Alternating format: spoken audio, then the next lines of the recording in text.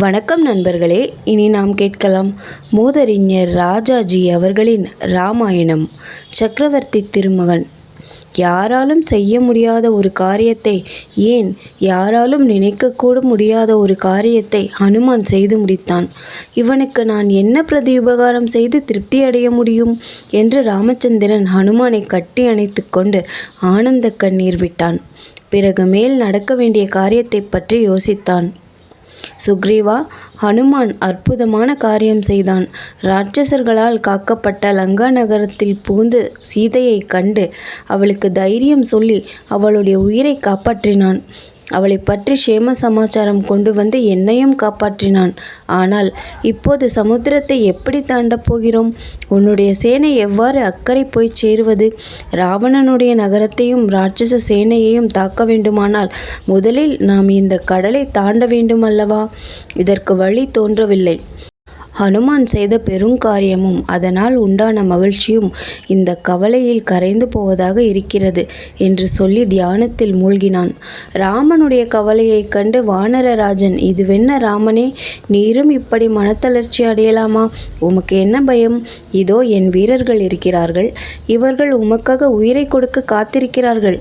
சந்தோஷமாகவே உயிரை கொடுப்பார்கள் என்பது எனக்கு தெரியும். கவலைப்படலாகாது. கவலை அதைரியத்தை உண்டாக்கும்.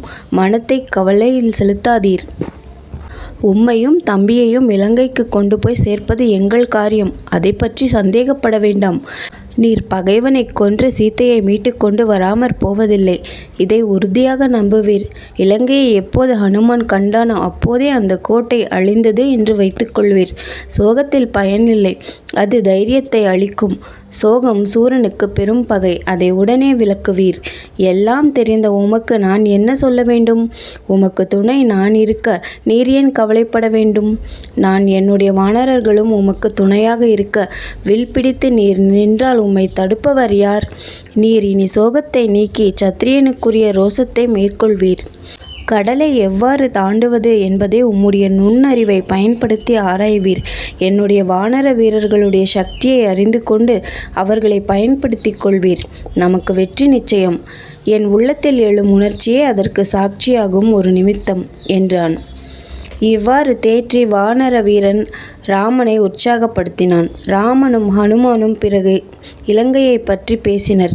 நகரம், கோட்டை, அரண் முதலியவைகளின் பலத்தை சக்கரவர்த்தி திருமகன் கேட்டு அறிந்து கொண்டான். இலங்கையின் ஐஸ்வர்யம், சுபிக்ஷம், ராட்சசர்களின் சந்தோஷம், ராவணனிடம் அவர்கள் வைத்திருக்கும் நம்பிக்கை, அன்பு இவற்றையெல்லாம் ஹனுமான் ஒன்றும் மறைக்காமல் சொன்னான்.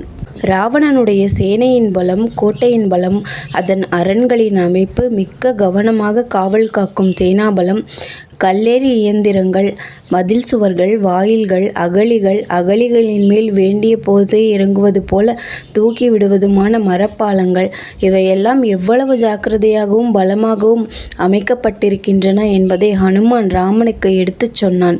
கடற்கரையை பற்றியும் சொன்னான். கப்பல்கள் அங்கே அண்ட முடியாது.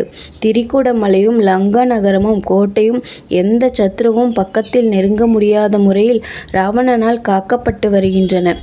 ராவணனுடைய பலமும் செல்வமும் சேனாபலமும் சொல்லுக்கு அடங்காதவை. ஆயினும் நம்முடைய வானர சேனைக்கு இவற்றையெல்லாம் அளிக்கும் சக்தி உண்டு என்று உறுதியாக இருப்பீராக. அங்கதன், த்விவிதன், மைந்தன், ஜாம்பவான், பனசன், நலன், நீலன் போன்ற நிகரற்ற வீரர்கள் இருக்கிறார்கள். பெரும் படையும் இருக்கிறது. தரையை தீண்டாமல் மேலே கிளம்பிச் சென்று இலங்கையை அழிப்போம். அதன் மலை அரண்கள், காட்டரண் இவற்றை நாம் பொருட்படுத்த வேண்டியதில்லை. உடைத்த நாசம் செய்வோம். நல்ல முகூர்த்தம் பார்த்து புறப்பட உத்தரவு கொடுங்கள் என்று ஹனுமான் சொன்னான். உத்திர பங்குனி நட்சத்திரத்தன்று வெற்றி தரும் முகூர்த்தமான மத்தியான காலத்தில் வானரப்படை தெற்கு கடலை நோக்கி புறப்பட்டது. புறப்படும் போது நல்ல சகுனங்கள் கண்டார்கள். ராமனும் சுக்ரீவனும் லக்ஷ்மணனும் பேசிக்கொண்டே சென்றார்கள். நாம் புறப்பட்டோம் என்பதை சீதை அறிந்தால் தைரியம் அடைந்து உயிரை வைத்து கொண்டிருப்பாள் அல்லவா என்றான் ராமன்.